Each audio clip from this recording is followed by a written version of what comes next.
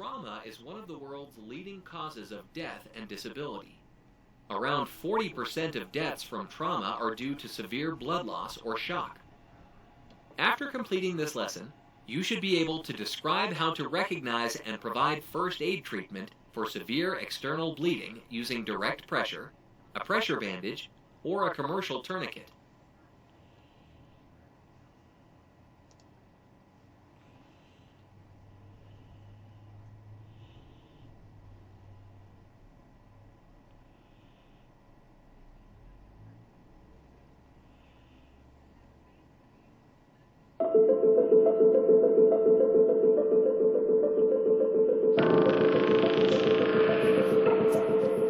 Trauma is the Greek word for wound. Trauma is one of the world's leading causes of death and disability. Around 40% of deaths from trauma are due to severe blood loss or shock. Severe external life-threatening bleeding from trauma can occur in many situations, including work-related injuries, vehicle crashes, natural disasters, and acts of violence such as stabbings, active shooter incidents, and bombings. Severe life-threatening bleeding is likely if a large blood vessel is damaged. Arterial bleeding pulses out of a wound with each heartbeat, while venous bleeding flows steadily. In either case, consider bleeding to be severe and life-threatening if blood is gushing, spurting, or flowing continuously, or when there is about half a can of soda's worth of blood on the ground or pooling on a surface. Assess scene safety. If the scene is unsafe, do not approach it. If the scene is safe, take standard precautions. There are infectious microorganisms present in blood that can cause disease, including hepatitis B virus, HBV, hepatitis C virus, HCV, and human immunodeficiency virus, HIV. But the average risk of infection from exposure to blood-borne illnesses is very low. Hey, are you okay? If the person is responsive, breathing, and bleeding is severe, call 911 to activate EMS using a mobile device or activate your EAP. Right past mile 27 off of Jackson Road. Activate emergency action plan. After activating, and unless they are readily available to you, send someone to get the first aid kit and an AED. All first aid kits should include trauma pads and sterile gauze pads to stop bleeding.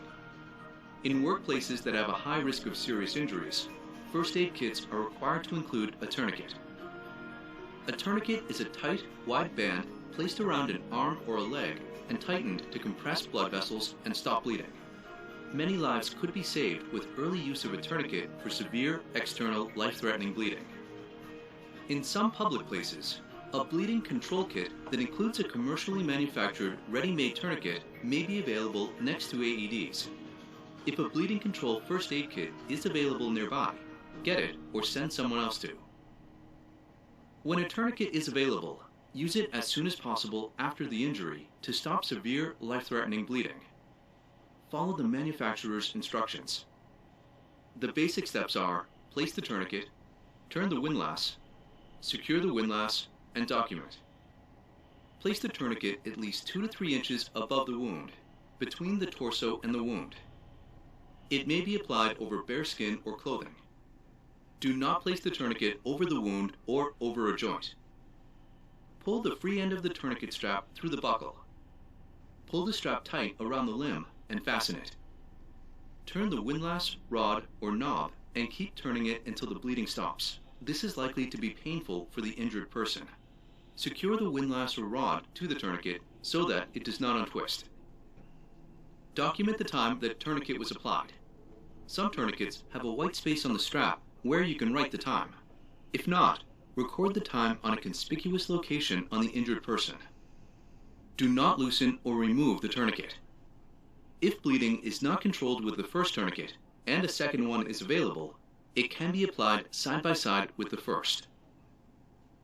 When a manufactured tourniquet is not immediately available, or when the bleeding is somewhere other than an arm or leg, use direct manual pressure, preferably with a hemostatic dressing.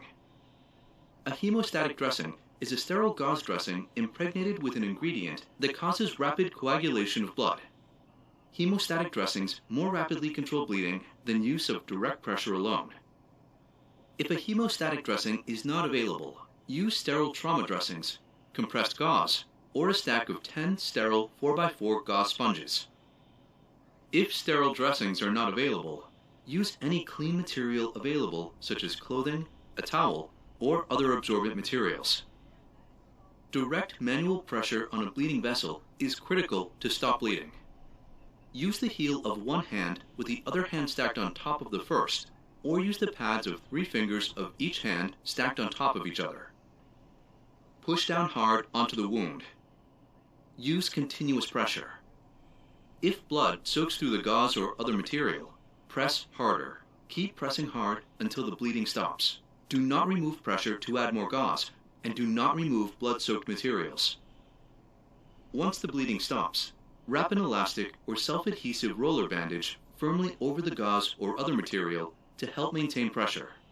For severe, life-threatening bleeding from the neck, shoulder, or groin, the first aid provider can pack or stuff the wound with hemostatic gauze, plain gauze, or if that is not available, a clean cloth. Pack the gauze into the wound until no more goes in. Then apply direct manual pressure. Push down hard on the wound. Keep pushing hard until the bleeding stops. If a manufactured tourniquet is not available, and direct manual pressure with or without the use of a hemostatic dressing fails to stop life-threatening bleeding on an arm or leg, consider using an improvised tourniquet if you are trained in its use. An improvised tourniquet can be created using common materials, such as a triangular bandage or clothing, and a rigid stick-like object. To improvise a tourniquet using a triangular bandage, start by folding the bandage lengthwise so that it's approximately 2 inches wide. Place the center of the bandage a few inches above the wound site and not directly over a joint. Wrap the bandage firmly around the limb, bringing both ends back to the top. Tie half a knot over the top of the bandage. Place a rigid stick-like object on top of the half knot and tie a full knot over it. Twist the stick and keep twisting until the bleeding stops. Secure the stick so it does not untwist.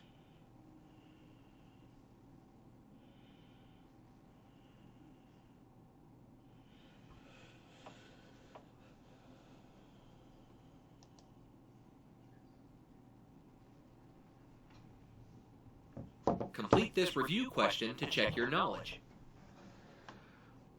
You're a trained first aid provider responding to a wireless emergency alert for an injured person. As you reach the scene, you see a machinist, I can't see that word quite well, sitting on a workbench, holding their hand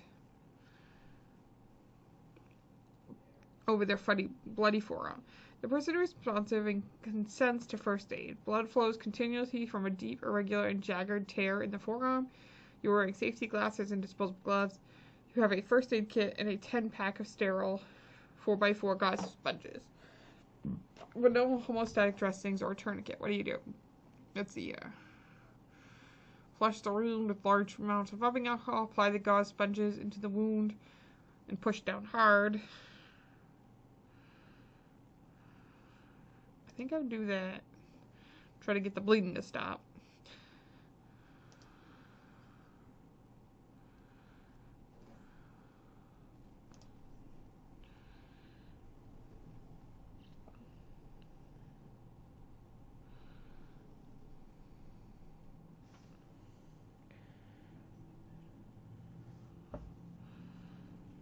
Okay. Do not.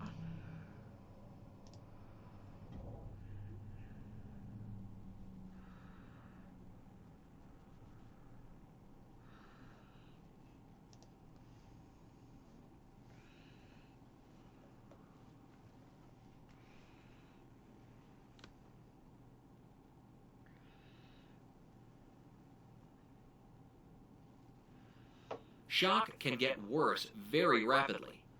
As many as 1 in 5 people who suffer shock will die from it. After completing this lesson, you should be able to describe how to suspect and provide first aid treatment for shock.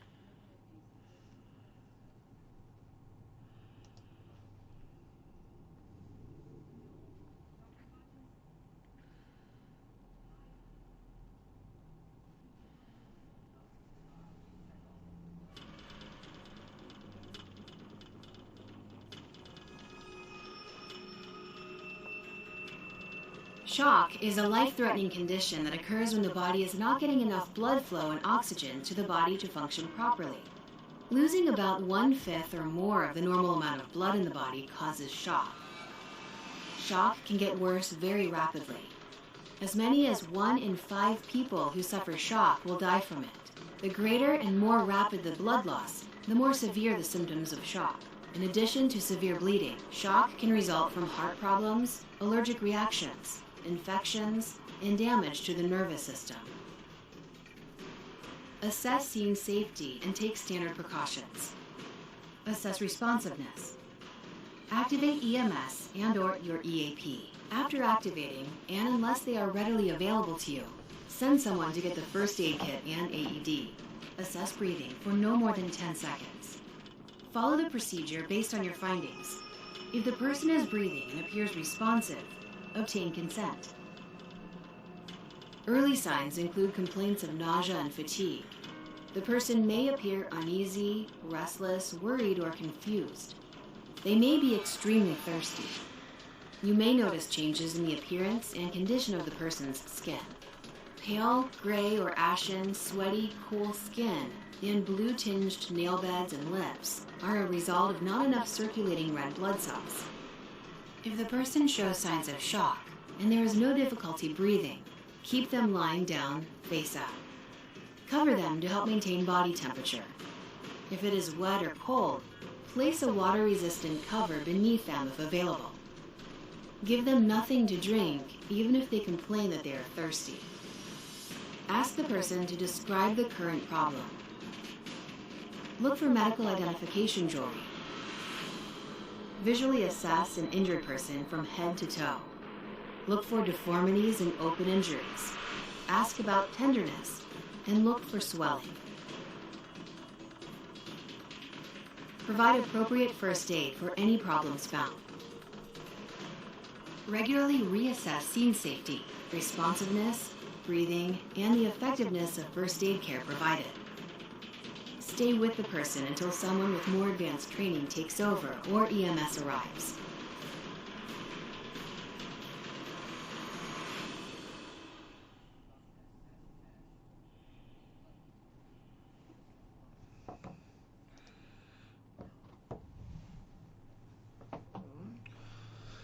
Complete this review question to check your knowledge. Okay. Pale, gray, ashen, sweaty, cool skin, and are blue-tinged nail beds and lips are a result of... Oh. I think it's that. Yeah, so not enough circulating red blood cells.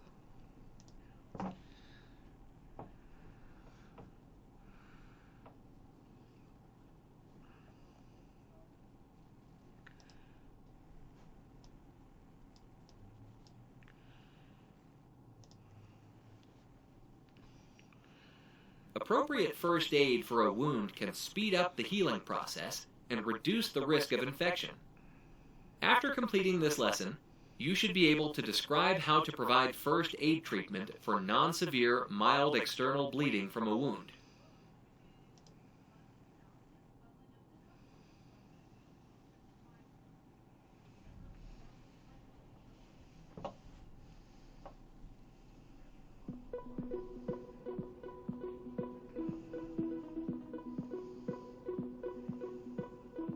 Blood clotting normally occurs when there is damage to a blood vessel. Non-severe, mild external bleeding typically stops on its own or with direct manual pressure.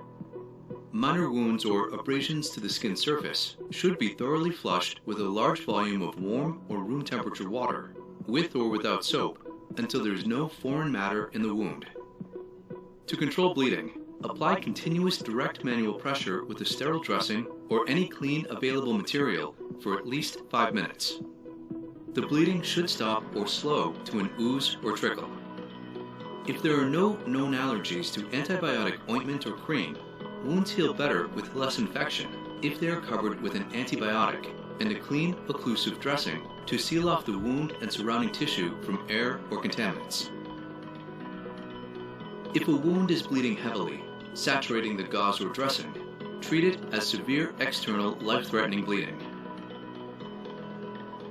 For bleeding from the mouth, apply direct manual pressure to a bleeding site with sterile gauze until bleeding stops.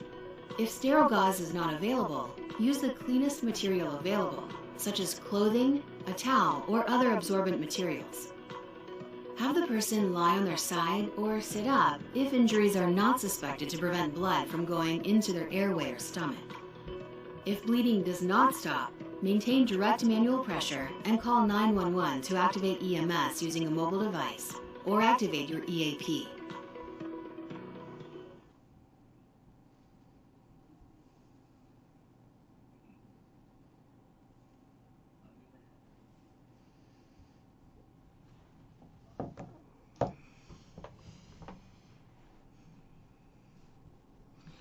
Complete this review question to check your knowledge. You are helping a responsive, breathing coworker in the first aid room who has consented to first aid after tripping and falling. The person has minimal bleeding from scrapes to both elbows. Dirt is embedded in both wounds. The scene is safe. You've taken standard precautions. There are no other obvious injuries. What would you do? Let's see. I think I would try to flush out with warm room temperature water.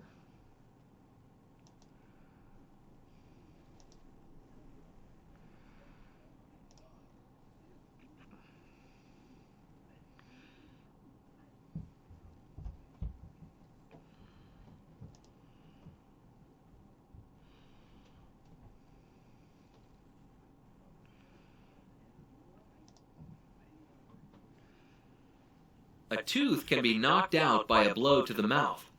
Proper first aid can save the tooth. After completing this lesson, you should be able to describe how to provide first aid treatment for tooth injuries.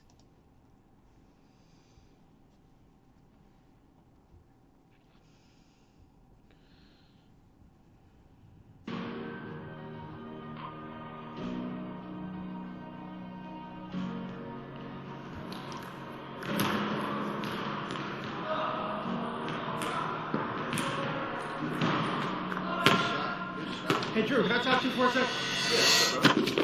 Are you okay? Hey, boys, why don't you head back to the classroom for a sec? You okay? I think I lost a tooth. Yeah, let's head to the bench. I'll grab the first aid kit. A blow to the mouth can break, loosen, or even knock out teeth. Taken care of. Alright, what I want you to do is go ahead and just bite down on this, and I'm gonna see if I can find your tooth. A knocked out permanent tooth does not necessarily mean it is lost for good. Proper first aid can save the tooth. If a tooth is loose, have the person gently bite down on a folded sterile gauze pad to keep the tooth in place. Contact a dental professional as soon as possible. Always look for the tooth or have someone look for the tooth before leaving. Handle the tooth carefully when you pick it up. Do not touch the root of the tooth, only the chewing surface called the crown. If the tooth is dirty, gently rinse, but do not scrub it. Use only water, not soap or other chemicals. Don't dry the tooth and don't wrap it in a tissue or cloth. Keep the tooth moist at all times. Have the injured person try to put the tooth back into its socket right away. They should gently push it in with their fingers or position it above the socket and close their mouth slowly. Hold the tooth in place by gently biting down on it. If a knocked out tooth cannot be immediately repositioned, prevent the tooth from drying out. Place the tooth in Hank's Balanced Salt Solution or in an oral rehydration salt solution. If these are not available, enclose the tooth in plastic food wrap. If plastic wrap is not available, consider storing the tooth in cow's milk or in the injured person's saliva. Alright, you got it. Let's head to the dentist. Act quickly within 30 minutes. Get the person to the nearest dentist or endodontist. The faster you act, the better the chance of saving the tooth.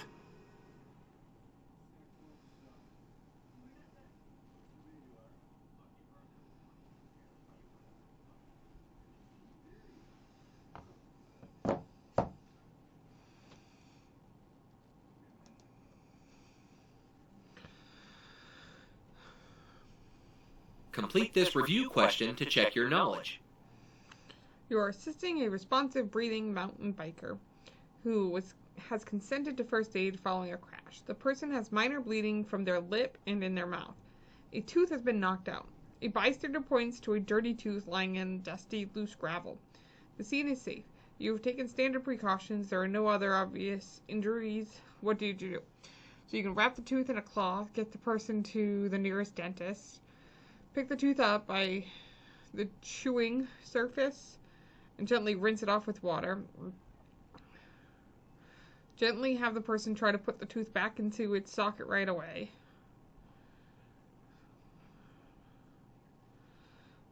Place the tooth in a mild soap solution. Get the person to the nearest dentist.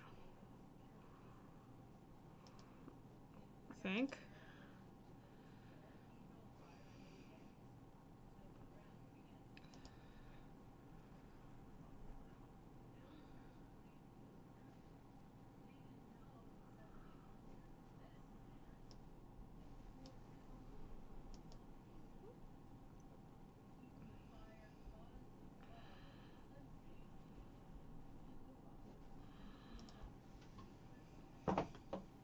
Nosebleeds are common and rarely life-threatening.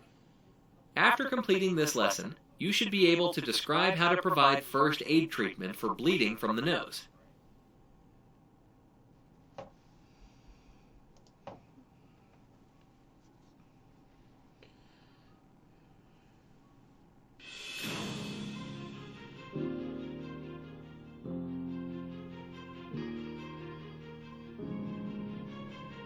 Nosebleeds can occur when small blood vessels inside the nostrils are ruptured. Most nosebleeds occur because of minor irritations or colds.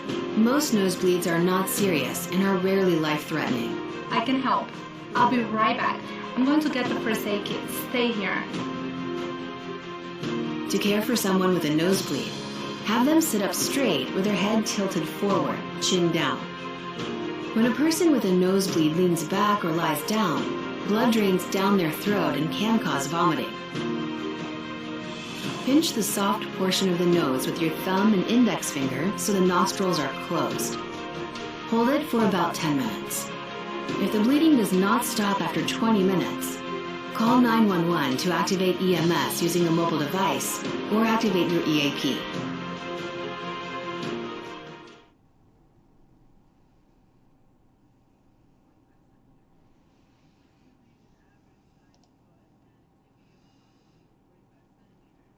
Complete this review question to check your knowledge. You are assisting a responsive breathing associate who has consented to first aid for a spontaneous nosebleed. The scene is safe. You've taken standard precautions. There are no other obvious injuries. What do you do? So have the person lie down, have the person lean back, pack the nose with homeostatic or plain gauze, or pinch the soft portion of the nose with your thumb and index finger. I know what I'd do if it was me. I would just do that, but I don't think that's right. Oh no, it's correct.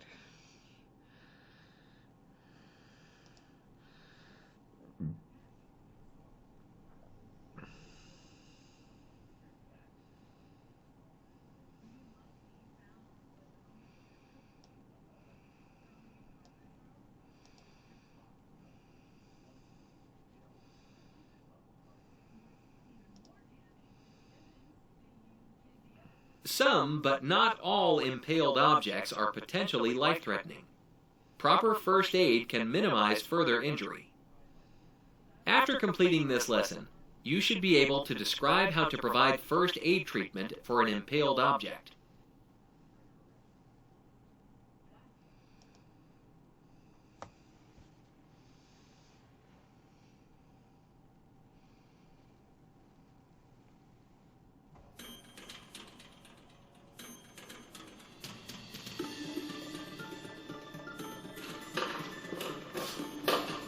Hey, how's it going?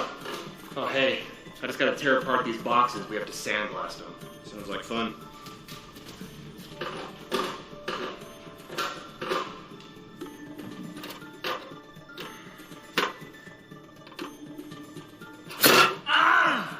Hey, are you okay?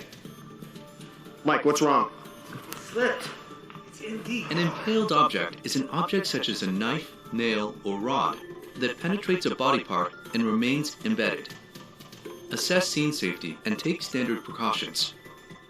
Assess responsiveness. Activate EMS and/or EAP. Send someone to get a first aid kit and AED. Assess breathing for no more than 10 seconds. Follow the procedure based on your findings. If the person is breathing and appears responsive, obtain consent.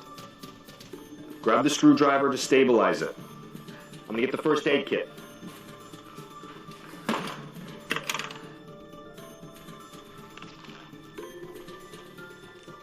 I heard yelling. Is everything okay? Kim, call EMS. The screwdriver slipped and he stuck himself.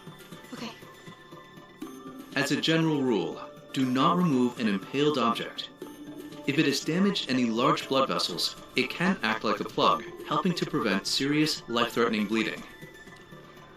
Just gonna take a look, okay? If necessary, remove or cut away clothing to get a better look at the injury. Place sterile, bulky dressings over the wound and around the object to stabilize it in place. Control bleeding with direct manual pressure, preferably with a hemostatic dressing. Push down on the wound around the base of the object.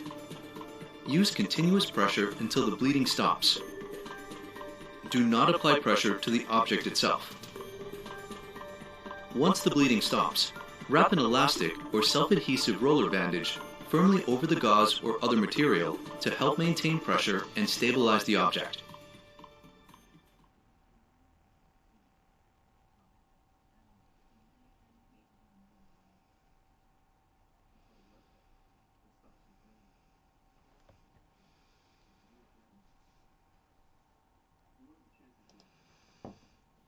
Complete this review question to check your knowledge. You're assisting a responsive, breathing coworker who is consented to first aid following a fall from the second floor. The person has been impaled across, not through, chest by a 36-inch iron construction rod. The scene is safe. You are taking standard precautions. EMS has been activated. Another coworker is getting an AED and first aid kit. There is slight external bleeding from around the rod. There are no other obvious injuries. What would you do? Quickly but gently remove the rod by pulling it backward. Quickly but gently remove the rod by pulling it forward. Place sterile, bulky dressings over the wound and around the object to stabilize it in place. Thoroughly flush the chest wound with a large volume of room temperature water to remove the foreign matter. So place sterile, bulky dressings over the wound and around the object to stabilize it.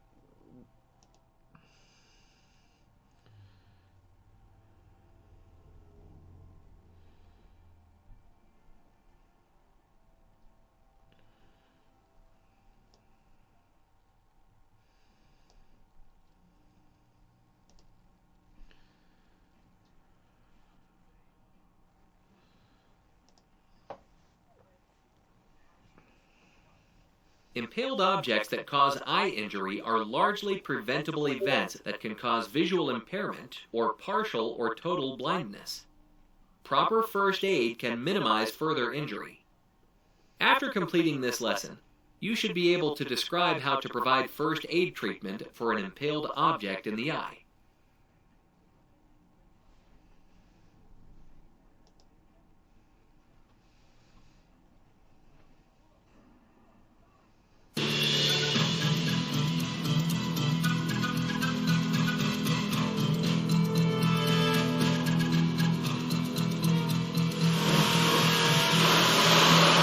Yeah, the job is scheduled for about 3 weeks, which I think is plenty of time. Oh, I think that's doable. Excuse me. Yeah, hold on a second. Hold on a second.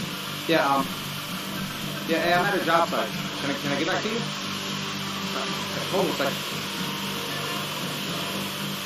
Hey, how's 3 o'clock sound? Yeah, I think I should be done by then. Okay. All right, I'll talk to you then. All right, thanks. All right, sorry about that. No worries. Ah. Dawn, are you okay? I can help. Let me see.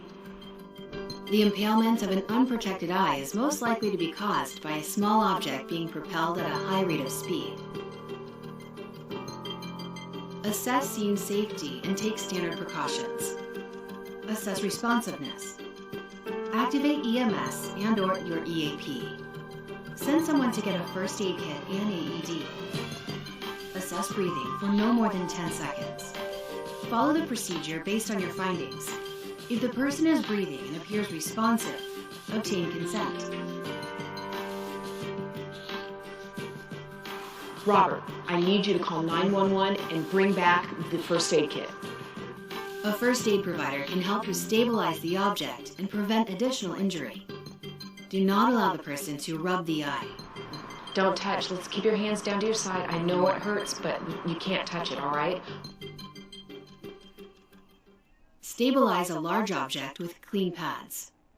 Place a protective cover over the object, such as a paper cup or cone.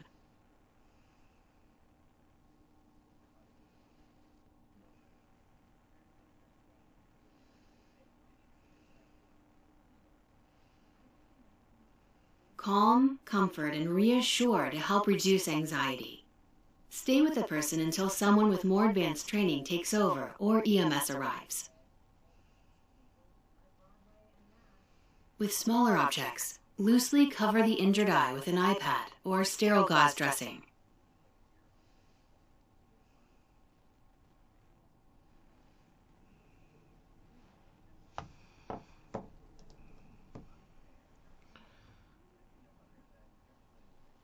Complete this review question to check your knowledge. You were assisting a responsive breathing carpenter who has consented to first aid after being struck in the eye by a piece of stainless steel staple. The staple piece is embedded in the person's eye. The scene is safe. You've taken standard precautions. Your EAP has been activated and the coworker is getting a first aid kit. The eye is red, watery, and swollen. There are no other obvious injuries. What do you do? So, stabilize the object to prevent additional injury. Gently remove the staple using tweezers. Oh, definitely no. Apply pressure to the impaled object. Encourage the person to gently rub the eye. It's gotta be the stabilized one. I don't...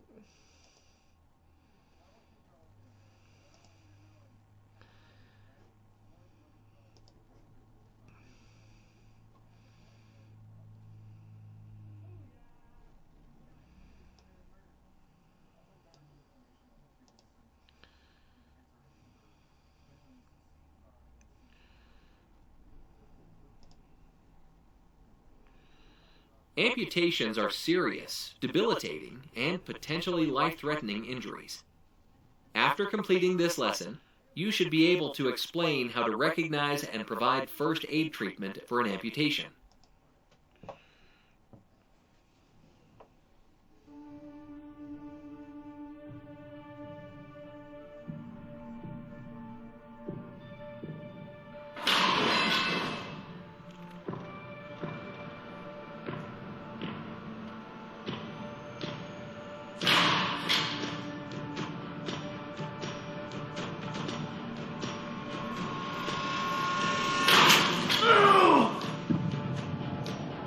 Amputation is the complete detachment of a body part.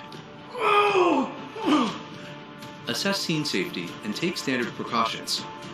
Assess responsiveness. Call 911 to activate EMS using a mobile device or activate your EAP. After activating, and unless they are readily available to you, send someone to get the first aid kit and an AED. Assess breathing for no more than 10 seconds. Follow the procedure based on your findings. If the person is breathing and appears responsive, obtain consent. What's going on? I cut my finger. I think I cut my finger off. My finger. Go get the first aid kit. Okay. Bleeding may be minimal or severe, depending on the location and nature of the injury. If life-threatening bleeding is present from the remaining part of an arm or leg, control it using a manufactured tourniquet.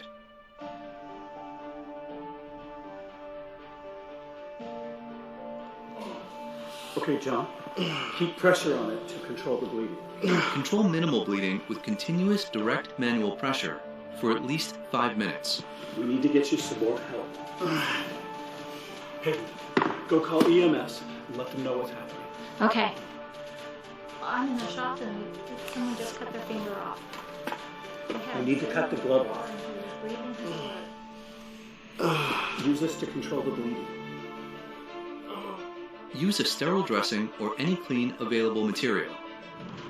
Amputated body parts can often be surgically reattached. Save any severed body parts and make sure they stay with the person. If possible, rinse the amputated part with clean water to remove any dirty material that may contaminate the wound. Wrap the severed part in a sterile gauze sponge or clean cloth. Place the part in a tightly sealed plastic bag. Place the bag in a container filled with ice or ice water. Do not put the body part directly in water or on ice without using a plastic bag.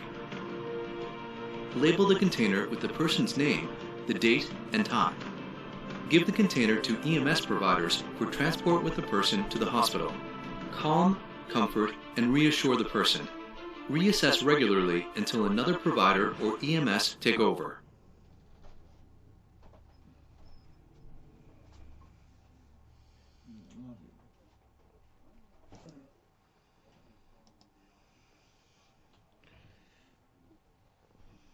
Complete this review question to check your knowledge.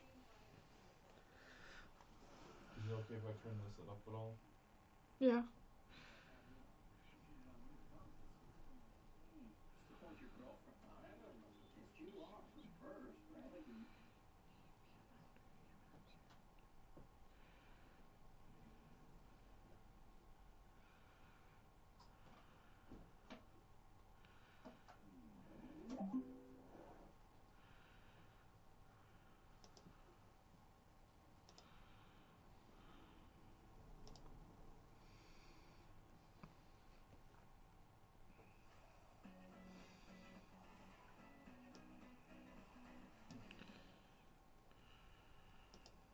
Riot is reverting some ARAM changes. This actually got announced 3 days ago, but I haven't seen anyone talking about it weirdly enough, so let's get into it. There's a fair bit Internal bleeding can result when the body suffers significant force. Severe internal bleeding is a life-threatening condition. After completing this lesson, you should be able to explain how to recognize and provide first aid treatment for internal bleeding. specifically how certain champions have to be balanced is highly different for ARAM games. The map changes, including Crossgates, have been successful in allowing us to pull back on a lot of damage-based balance schemes. Our goal is to make it so ARAM doesn't need to be balanced based on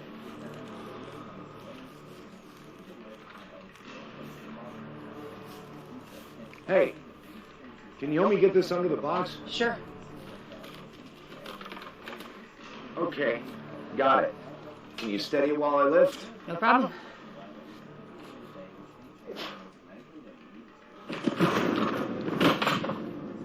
Rick? Rick, are you okay? I think so. Can I take a look at it? Yeah. Internal bleeding can result when the body suffers significant force. I think I'm good. Think you're good? Okay. External bleeding is easy to recognize. Internal bleeding can be more difficult. Suspect internal bleeding if a person was struck with significant force. For example, a person could have internal bleeding if struck by a moving vehicle, equipment, or by a falling or flying object. A fall from a height or being struck forcibly in the abdomen or chest can also cause internal bleeding.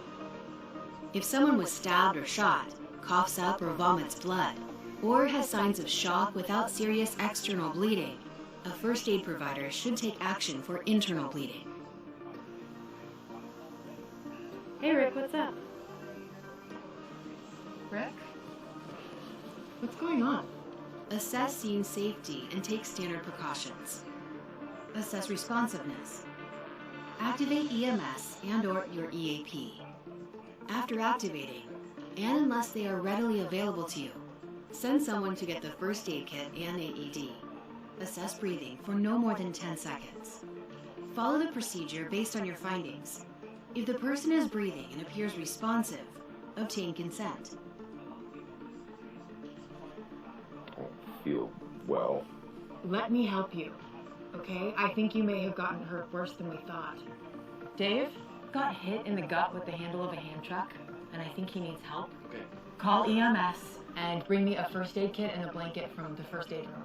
If person shows sign of shock and there's no difficulty breathing, keep them lying down face up. Ask the person to describe the current problem. Look for medical identification jewelry. Visually assess an injured person from head to toe. Look for deformities and open injuries. Ask about tenderness and look for swelling. Provide appropriate first aid for any problems found. Regularly reassess scene safety, responsiveness, breathing, and the effectiveness of first aid care provided. Stay with the person until someone with more advanced training takes over or EMS arrives. Bronson Reed and Johnny Gargano, I always say Gargano, Johnny Gargamel have been cited as examples of return. Complete this review question to check your knowledge. Shown their value when given an opportunity, and obviously Bray Wyatt's back, Braun Strowman's back, Karrion Kross. There's a long list of people that Top Dollar drop back. Yeah, Top Dollar, the legend. So there you go. That's the report. That's the update. I think one source here noting that nobody was expected to be shot straight to the top. That's nonsense. Yeah. Karrion Kross was immediately redebuted in the title program. Feuded with Drew as a result of all that. So yeah, someone's telling Fightful a little porky pie there because it's on the screen. But yeah, no, it's good to hear. It's good to hear that people came back and Triple H didn't just immediately go, hold on a minute, these guys suck. Yeah, I'm just relieved, like you say, they haven't just got the axe hanging over them straight away. Like, I'll admit, I personally, subjectively, have been underwhelmed by certain names, and I think others have been a pleasant surprise, and others I've taken, like you say, as, right, well, they've been brought in, and they've maybe lost their first match. A penetrating injury through the chest wall, such as those caused by a knife or gunshot, can trap air between the lung and chest wall, building up pressure and causing a collapsed lung. Severe cases can be life-threatening. After completing this lesson, you should be able to explain how to recognize and provide first aid treatment for an open chest wound. And just a word on Bronson Reed and Johnny Gargano. Johnny Gargano, through no fault of his own, has underwhelmed because, well, as exemplified what happens on Saturday, it's amazing what happens when you let Johnny Wrestling wrestle, isn't it? Yeah. I thought that was one of the best forms he's had since returning to WWE.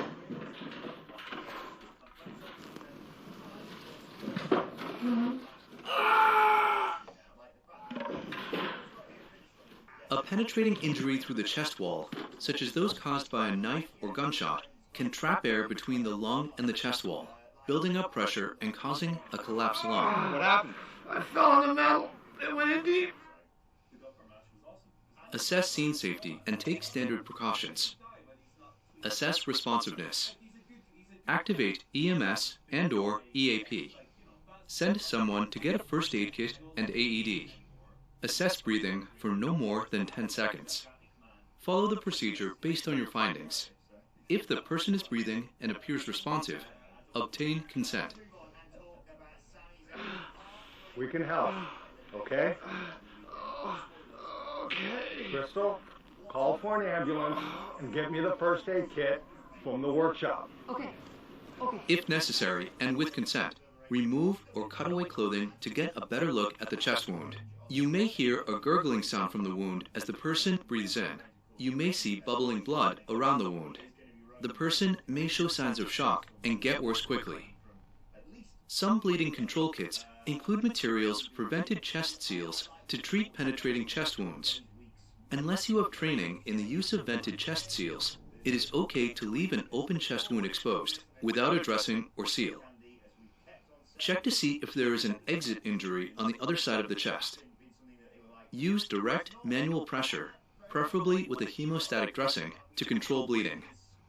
Regularly reassess scene safety, responsiveness, breathing, and the effectiveness of first aid care provided. Stay with the person until someone with more advanced training takes over or EMS arrives.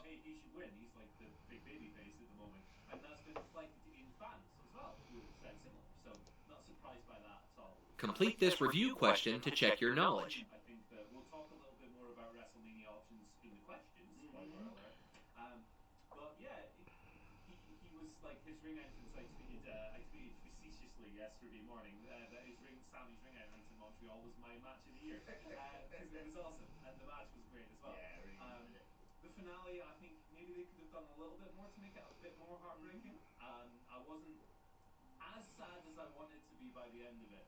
I think there was probably another layer they could have thrown on there to make it feel a bit more, melodrama, insane heartbreak, crying in the stands and all of that stuff. But they do still have the Jey Uso thing on the table. They do still have the Kevin Owens thing on the table. They got a lot to play with. Yeah, it's a really intriguing storyline, and not very often you get to say let it play out when it comes to WWE. But let's see where this goes, and like you said, talking about this. It's wild. 2023 let it play out is a legitimate stance. Yeah, the thing is, WWE under Vince McMahon booking for the last 20 years. Some penetrating injuries to the abdomen may result in evisceration, a protrusion of the abdominal organs outside the body. Internal bleeding, shock, and infection can be life-threatening. After completing this lesson, you should be able to explain how to recognize and provide first aid treatment for an open abdominal injury. Noting the WWE remained the favorites to sign Jay White, although nobody in WWE has confirmed that as of yet. Meltzer also knows that Switchblade Penny, if he was to go to AEW, he would still peacefully work with and chose to give him some stipulations. It's unlikely that he would go down.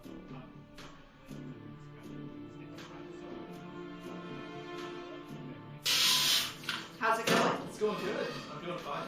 Yo! Get back!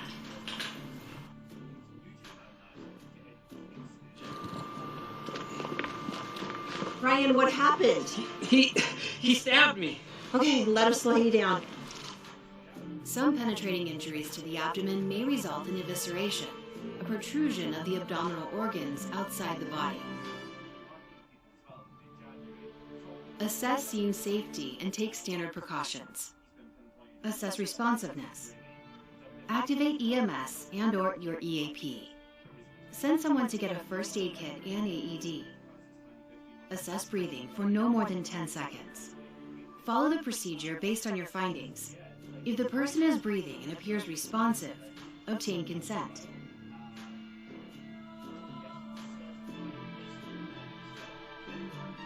Luis, go to the kitchen and get the first aid kit. Okay. I think he's gone. He kept running. Okay, do you have a phone to call EMS? I do. Protect any protruding organs with sterile gauze moistened with sterile saline, so the dressing does not stick to the organs. If sterile dressings are not available, use any clean material available, such as clothing, a towel, or other materials moistened with clean water. Several major blood vessels are in the abdomen. Suspect internal bleeding and watch for signs of shock. Allow the person to lie down in a position of greatest comfort to them, usually on their back or one side, with both knees drawn up. Do not allow the person to eat or drink.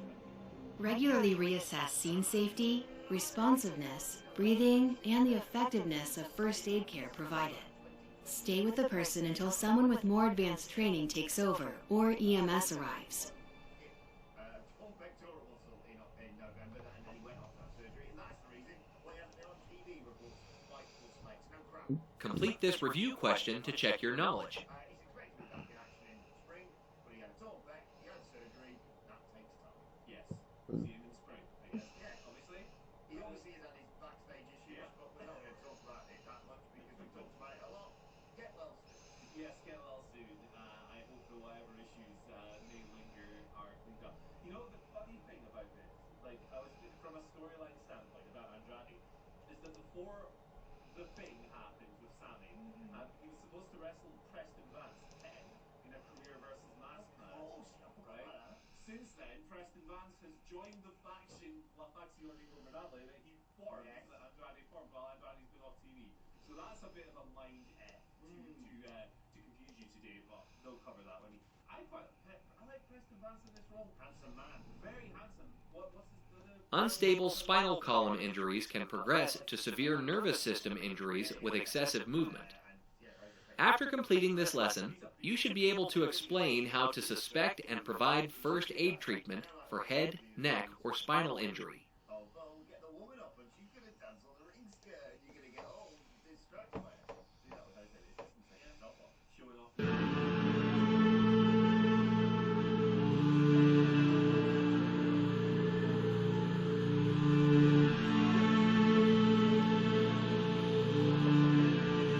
Hey, Rachel. Yeah. I got a couple things. Can you do that invoice for me? Okay. It won't take that long.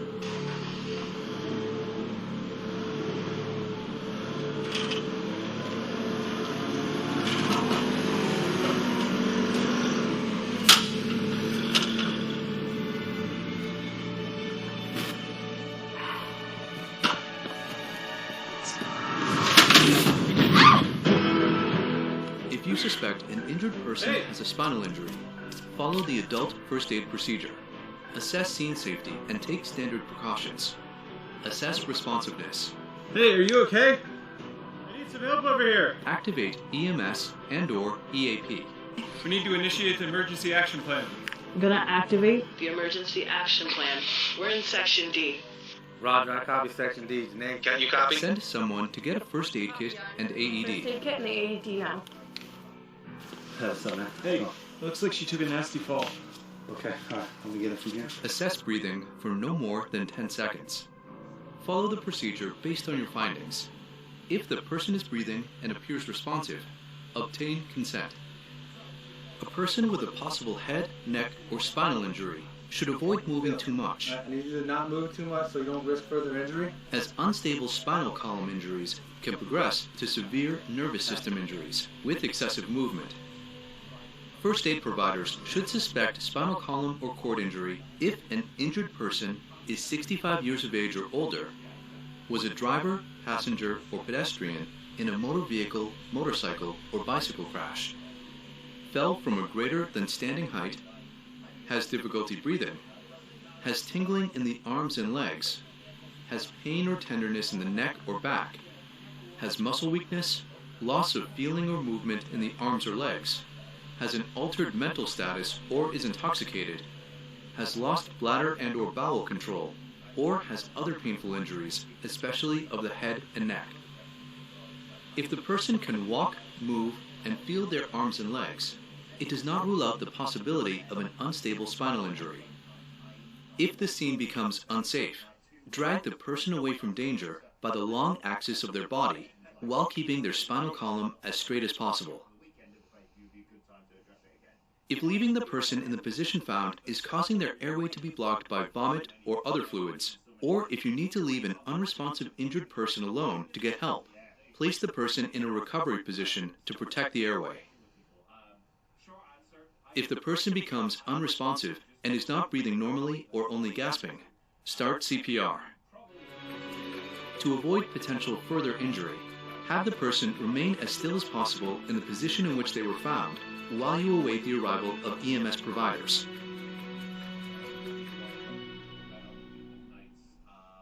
I think that the big moment has to be one guy getting Roman for both belts. That's what you've been building up to. That's been the whole point of unifying the belts. The king has to be toppled in the most almighty fashion. I think Cody's the guy to do that. I think, yes. Complete this review question to check your knowledge. To remove Sami from the world title scene, but I think that him and Kevin versus the Usos is the way to go. I've seen some people say that that's a demotion. I've seen a mid-card belt. Nonsense. This is a case of the men making the belts. I think the Usos have made those belts feel extremely important throughout this run, and I think they will feel even more important when Sami and Kevin get in the mix as well. You still have the Jey Uso turn or whatever you do to him. You still have the Kevin and Sami hug. You've got so much to play with. I don't think it matters that they're a mid-card belts. It's going to be awesome. In fact, if you wanted to, that tag title match could actually main event right around this well. As such for night one of WrestleMania. So I think probably like you would say, it's going to be one of the women's world titles that makes it. But I wouldn't be against that either. And yeah, I have faith. What a weird position to be in. Most concussions are temporary and resolve naturally, but it is possible for one to progress into a life-threatening condition. After completing this lesson, you should be able to describe how to suspect and provide first aid treatment for a concussion.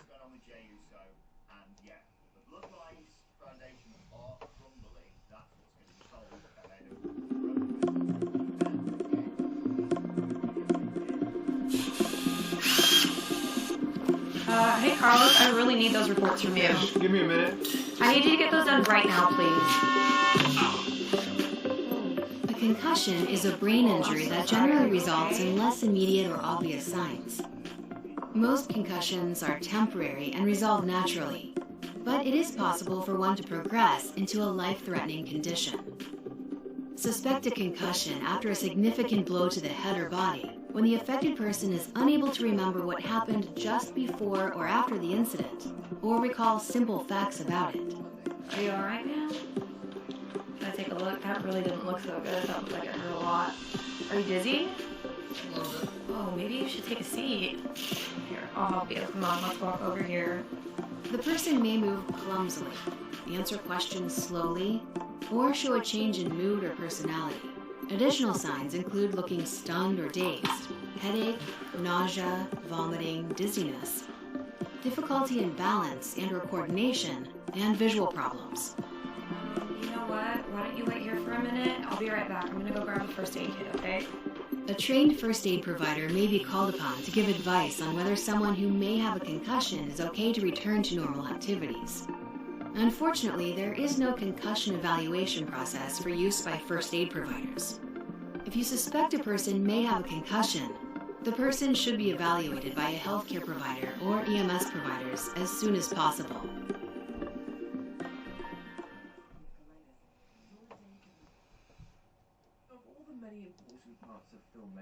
Complete this review question to check your knowledge. The single most pivotal piece that must be right is the casting.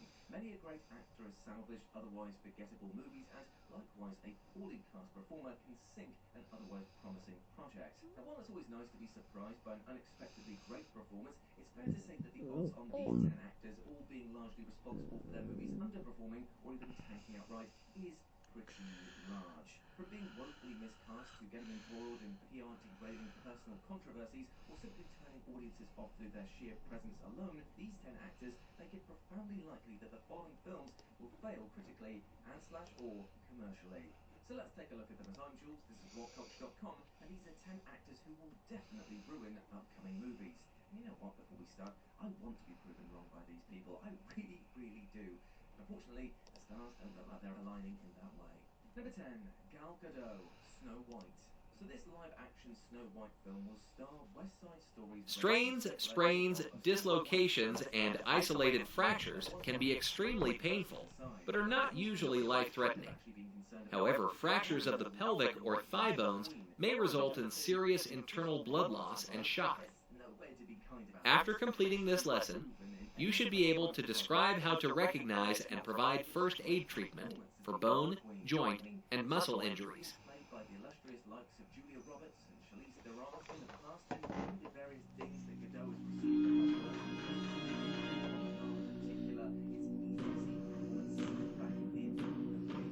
Bones, muscles, and joints give the body shape, allow movement, and protect vital internal organs. There are 4 different types of injuries affecting bones, muscles, and joints. Strains are stretching or tearing injuries to muscles or tendons. Sprains are tearing injuries to ligaments that hold joints together.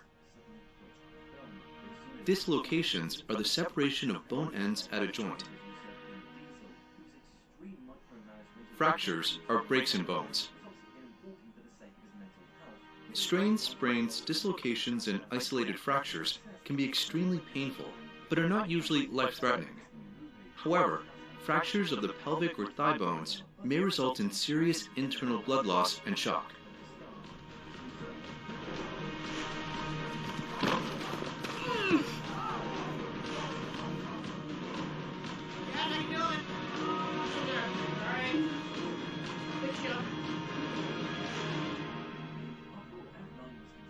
Assess scene safety and take standard precautions. Assess responsiveness. Activate EMS and/or EAP. Send someone to get a first aid kit and AED. Assess breathing for no more than 10 seconds. Follow the procedure based on your findings. If the person is breathing and appears responsive, obtain consent. Encourage the person not to move or use the injured limb. Check to see if there is an open wound. With consent, gently cut or tear away clothing to expose the injury site. Control any bleeding by using a clean dressing and firm, continuous, direct manual pressure on the bleeding site. Do not push a bone back under the skin. Cover it with a sterile dressing. Use padding in the gaps around it to provide a stable and comfortable spot for the limb to rest. If needed, place your hands above and below the injury area to help keep the limb still. It is best not to straighten an injured limb that is unnaturally angled. Leave it in the position found. Cold application decreases bleeding, swelling, pain, and disability. Cooling is best accomplished with a plastic bag filled with a mixture of ice and water, which is better than ice alone. To prevent cold injury, limit each application of cold to no more than 20 minutes. Place a barrier, such as a thin towel, between the plastic bag and the skin. If a limb becomes blue or extremely pale, circulation may be cut off. If this occurs, and you have not yet done so, activate emergency medical services and/or your EAP. Splinting an injured limb can reduce pain and prevent further injury, especially when moving an injured person. It's not going to go anywhere. I got to shoot. Oh, there we go. All right. In general, it is best to rely on EMS providers to splint, as they have more training, experience, and equipment. In more populated, complex, or high-risk workplaces, first aid kits are required to include a malleable splint. This splint is a compact, lightweight, highly versatile device designed for immobilizing bone and soft tissue injuries in emergency settings. When needed, it can easily be molded and shaped to create a rigid and stable splint. Shape the splint to match the contours of the limb.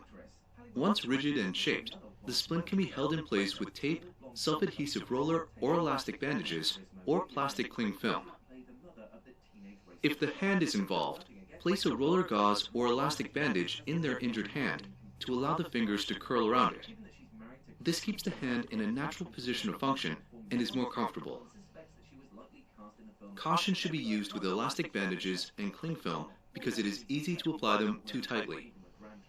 After splinting, check frequently for discoloration, coolness, or numbness in the hand or foot.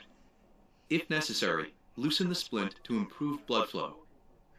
Splints can be improvised with commonly available items. First, something rigid to provide external stability. Things such as another part of the body, a compressed pillow, cardboard, folded magazines, or wood slat. Second, something soft to fill and support the contoured gaps around the joints and bone ridges. Things such as pads, towels, coats, pillows, or blankets. Third, something to bind the limb, rigid material, and padding together. Things such as roller bandages, folded cloth bandages, strips of clothing, tape, belts, or rope. Place the rigid material alongside or underneath the injured limb, making sure it extends beyond the joints above and below. Place padding on the rigid material where tapered surfaces of the limb, like around the joints, will rest. Bind the rigid material firmly to the limb. Do not bind the limb over the injury site. Wrap both sides of a joint to immobilize the joint. Allow the hand or foot to assume a natural position. Secure the material tightly enough to provide stabilization, but not tight enough to restrict blood circulation.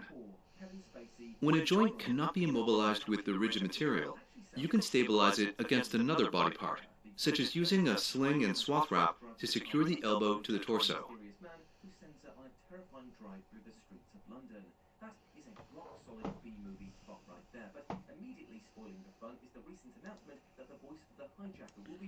Complete this review question to check your knowledge.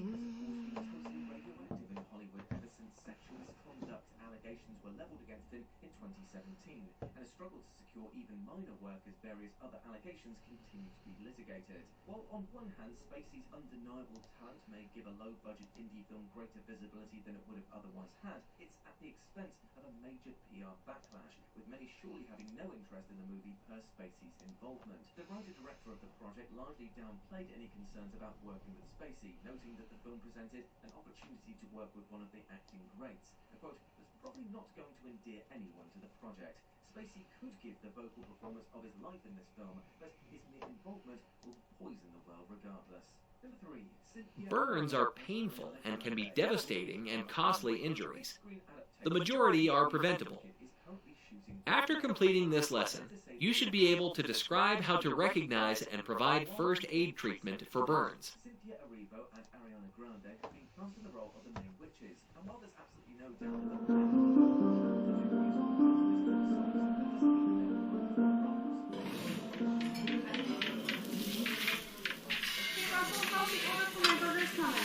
Pretty good. Just a couple more minutes. Thank you. Mm-hmm. Behind you. A little bit more.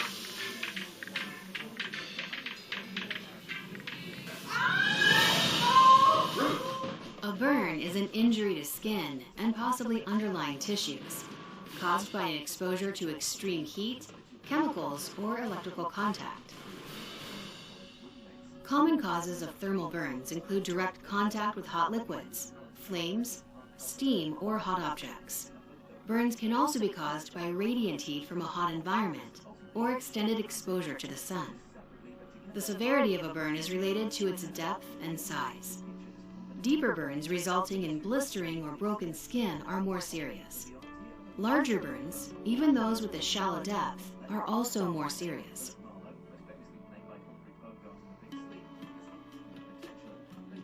Cool thermal burns with cold, but not ice-cold, tap water as soon as possible and for at least 10 minutes. Don't apply ice directly to a burn. If you don't have cold water, use a cool or cold, but not freezing, clean compress. Continue cooling at least until the pain is relieved. Cooling reduces pain, swelling, and depth of injury. After cooling, loosely cover the burn with a dry, non-stick, sterile, or clean dressing. Leave blisters intact as it improves healing and reduces pain. Avoid natural burn remedies such as honey or potato peels. Never apply butter, ointment, lotion, or antiseptic to a serious burn. Burn location contributes to severity. Burns involving the face, neck, hands, genitals, joints, and feet can result in complications related to movement and other basic functions. Difficulty breathing as a result of inhaling hot air indicates a serious injury within the airway. If the person's clothing is on fire, put it out. Tell the person to stop, drop, and roll. Smother the burning material with a wet blanket or douse the clothing with water. For severe thermal burns, follow the adult first aid procedure. Assess scene safety and take standard precautions. Assess responsiveness. Call 911 to activate EMS using a mobile device or activate your EAP. After activating, and unless they are readily available to you, send someone to get the first aid kit and AED. Assess breathing for no more than 10 seconds. If the person is breathing and appears responsive, obtain consent. Can you call 911? Mike, get the first aid kit. I can help. Let's go cool this down some more. Okay. Carefully remove any jewelry and clothing that is not stuck to the skin. Then immediately cool the burns with cool running water for at least 20 minutes. This first aid treatment is associated with improved outcomes in large burn injuries. A pre-soaked burn dressing can be used to cool a small thermal burn when clean, cool running water is not available. These sterile dressings are soaked in a specifically formulated cooling gel designed to cool a burn, relieve pain, and prevent contamination.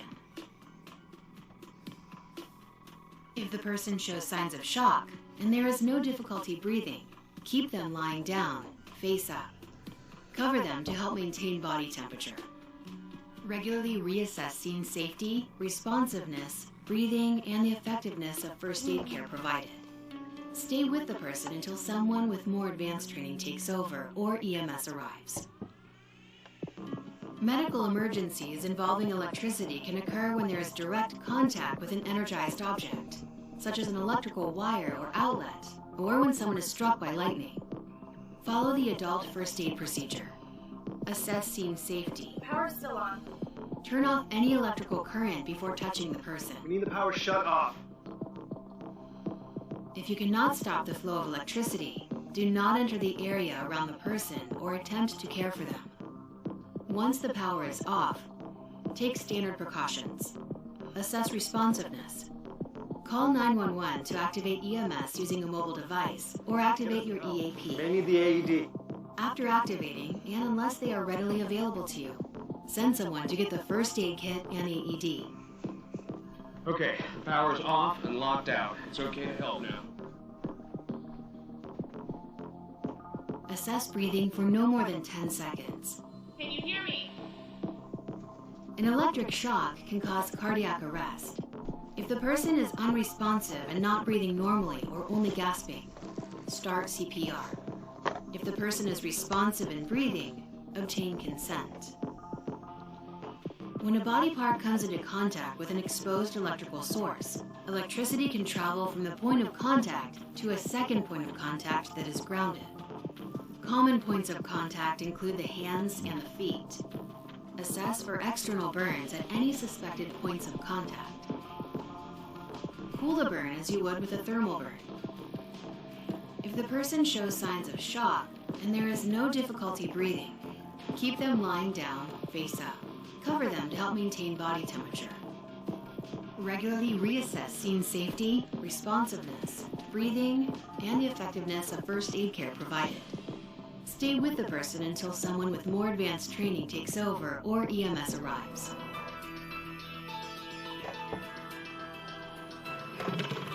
Oh, gosh! What happened? Chemical spill, and it's starting to burn. For chemical burns, follow the adult first aid procedure. Assess scene safety and take standard precautions. Assess responsiveness. Call 911 to activate EMS using a mobile device or activate your EAP. After activating, and unless they are readily available to you, send someone to get the first aid kit and AED. Assess breathing for no more than 10 seconds. If the person is breathing and responsive, obtain consent.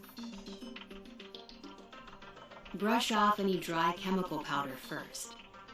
Adding water to dry chemical powders can make them corrosive and capable of burning or destroying the skin. Corrosive liquid chemicals, such as concentrated sulfuric acid, immediately damage skin tissue on contact. Act quickly. Remove contaminated clothing to minimize continued exposure, and immediately flood the affected area with large amounts of water. In workplaces with potentially harmful chemicals or materials, use the safety shower. Flush for at least 15 minutes. If still painful, continue flushing. Christina was cleaning the plates and the solvent got splashed into her eye. Corrosive chemicals splashed into an eye can quickly damage eye tissue. Let me help, okay? We need to go rinse it out. Immediately flood the eye with large amounts of water. Carefully hold the eye open and flush outward from the nose side of the affected eye to prevent contamination of an unaffected eye. Flush continuously for at least 15 minutes or until EMS personnel take over. If the person is wearing contact lenses and they are not removed by the flushing, have the person try to remove them as flushing continues. If running water is not available, normal saline or another commercial eye irrigating solution can be used.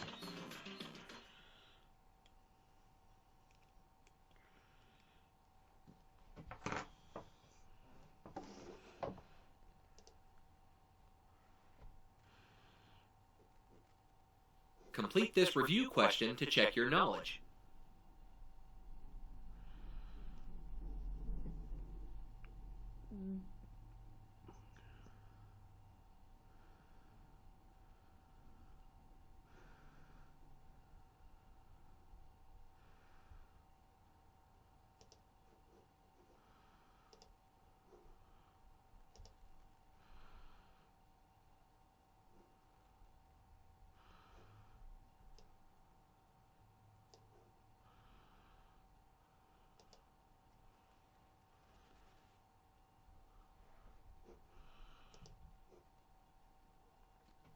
An altered mental status is an important warning sign of a potentially life-threatening condition.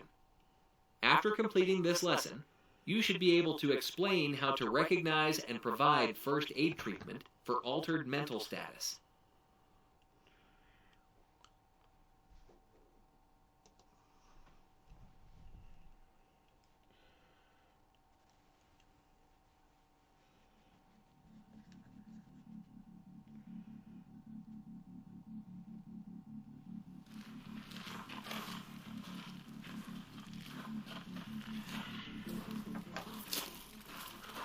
An alteration in mental status refers to a change in awareness, such as confusion, loss of alertness, disorientation, or bizarre, inappropriate, or combative behavior without a loss of consciousness. An altered mental state is caused by a wide range of diseases, illnesses, and injuries, including traumatic brain injury, intoxication, infection, stroke, seizures, low oxygen levels, and diabetes. An altered mental status is an important warning sign of a potential life-threatening condition.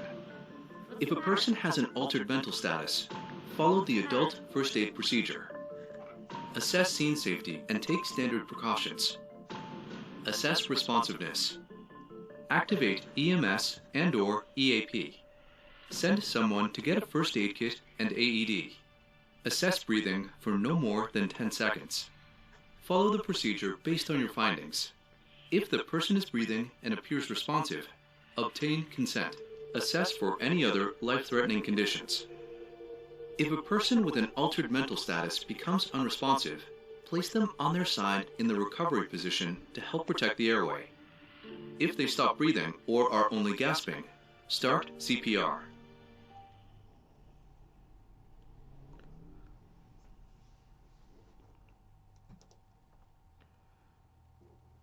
Complete this review question to check your knowledge.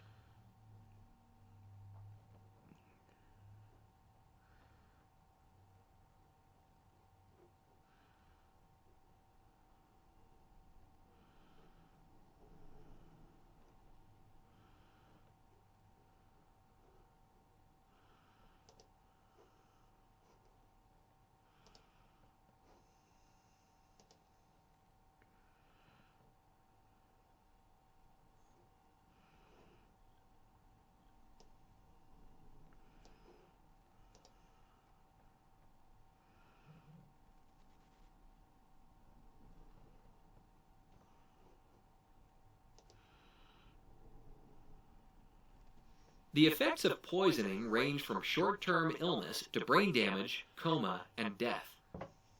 After completing this lesson, you should be able to describe how to recognize and provide first aid treatment for poisoning.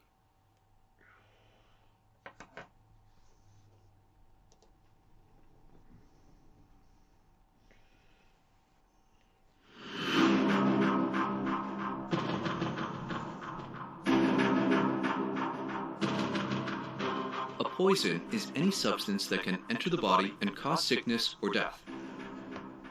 A poison can be swallowed, inhaled, injected, or absorbed through the skin. Poisons can include prescription or over-the-counter medicines taken in doses that are too high, overdoses of illegal drugs, carbon monoxide from gas appliances, household products such as laundry detergent or furniture polish, pesticides, and indoor or outdoor plants. Peak poisoning frequency occurs in 1 and 2-year-olds, but poisoning in teens and adults are far more serious. Pain medications lead the list in the most common substances involved in adult poisoning. Most poisonings are unintentional. Accidental drug overdose is currently the leading cause of death in the United States for those under 50. The majority of drug overdose deaths involve prescription or illicit opioid, such as oxycodone, hydrocodone, morphine, fentanyl, or heroin. Many opioids are taken in pill form, but they can also be taken as lozenges or lollipops, by injection or through an IV, or by a skin patch or a suppository.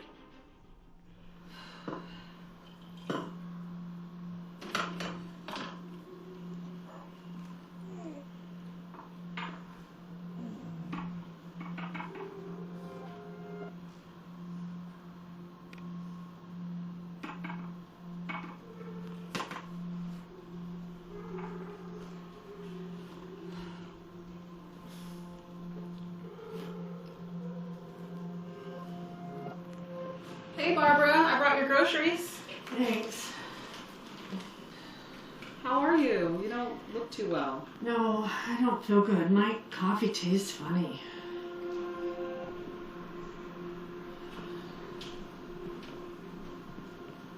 If you suspect a person has ingested something poisonous, act quickly.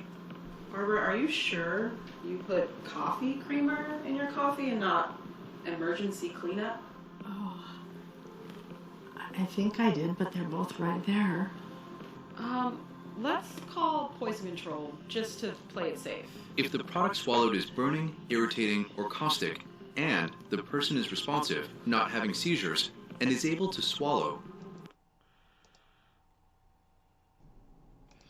have them drink a small amount of water or milk immediately.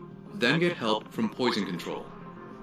In the United States, calling the National Poison Helpline at 1-800-222-1222 automatically transfers you to a regional poison control center. Poison control centers can quickly provide information regarding the immediate treatment to exposure of any substance. It's free and confidential. If a poisoned person collapses, has a seizure, has trouble breathing, or is unresponsive, follow the adult first aid procedure. Call 911 to activate EMS using a mobile device or activate your EAP. Assess breathing for no more than 10 seconds. Provide the appropriate first aid. Inhaled poisoning occurs when a gas or chemical is breathed into the body. Symptoms depend on which gas or chemical is inhaled, how deeply, and for how long. Symptoms of an inhaled poison may include irritation of the eyes or nose, cough, blood in the sputum, and shortness of breath. Inhaled gases may cause breathing difficulty because they are poisonous to the body's cells, or because they displace oxygen in the blood and cause suffocation, like carbon monoxide. A common household exposure to a poisonous chemical gas occurs when a person mixes household ammonia with cleansers containing bleach. Chemical hazards and toxic substances can present a wide range of health and physical hazards in the workplace. A quick and safe response to an unexpected release of these substances requires pre-planning, proper emergency response training, and specialized PPE, such as positive pressure self-contained breathing apparatus.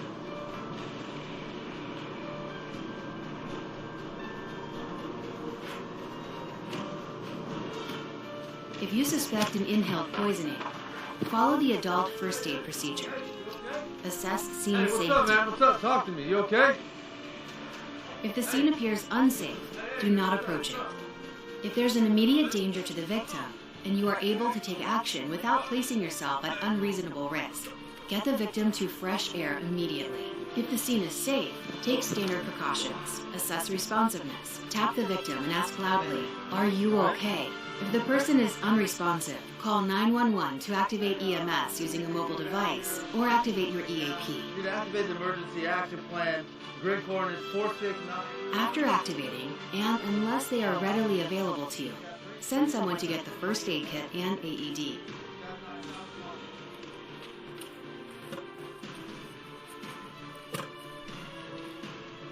Assess the person's breathing for no more than 10 seconds.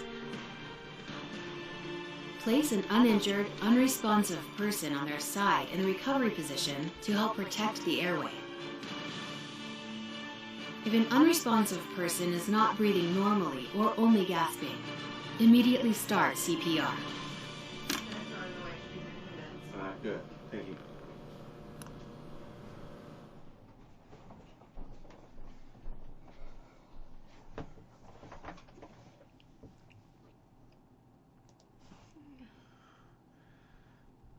Complete this review question to check your knowledge.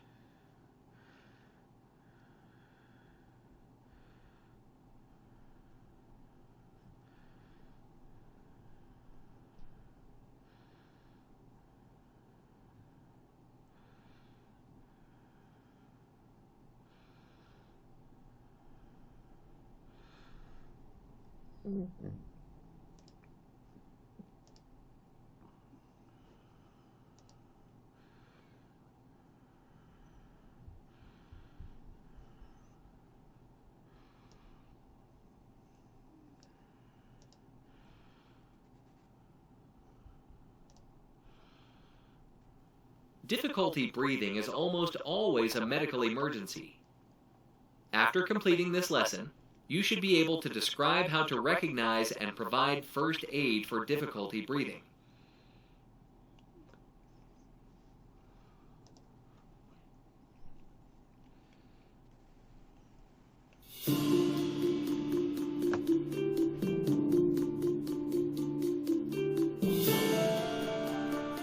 With the exception of feeling winded from normal activity, such as exercise, normal breathing is even and effortless. Difficulty breathing is the sensation of not being able to get enough air, even after discontinuing an activity that might cause breathlessness. There are many different causes, including chronic health conditions such as asthma, and sudden onset emergencies such as heart attack, stroke, allergic reaction, and airway obstruction. It is almost always a medical emergency. Yeah, what's wrong? Assess scene safety and take standard precautions. Assess responsiveness. Activate EMS and/or your EAP. Send someone to get a first aid kit and AED. Assess breathing for no more than 10 seconds. Follow the procedure based on your findings. If the person is breathing and appears responsive, obtain consent. A responsive person having difficulty breathing is likely to be very anxious and agitated, sitting up and breathing rapidly, coughing, wheezing, or making whistling sounds, and having difficulty speaking. There may be changes in the person's skin appearance and condition, such as sweaty, cool skin, and blue-tinged nail beds and lips. Allow the person to find the most comfortable position in which to breathe, typically sitting up. Get the first aid kit and the AED, please. Sure, I'll be right back. With consent, help them loosen any restrictive clothing. Regularly reassess scene safety, responsiveness, and breathing. Just keep breathing. The situation can quickly become life-threatening as a person becomes exhausted from gasping for air. Be prepared to provide CPR if the person becomes unresponsive and stops breathing, or is only occasionally gasping or makes snorting, snoring, or gurgling sounds.